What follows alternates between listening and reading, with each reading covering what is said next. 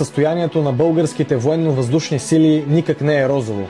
Според неофициални източници, ВВС разполага тогава с 13 изтребителя МиГ-29, 14 щурмови самолета Су-25, 4 транспортни и 1 разузнавателен самолет, 19 бойни хеликоптера, 17 учебни летателни средства и 1 военноморски хеликоптер, или общо 70 летателни машини, както и военен персонал от около 6700 души.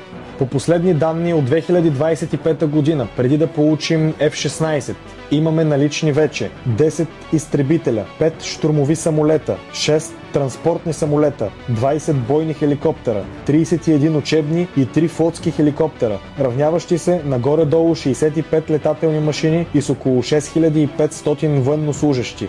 Или с други думи, ситуацията въобще не е мръднала, а в някои отношения се е занемарила още повече.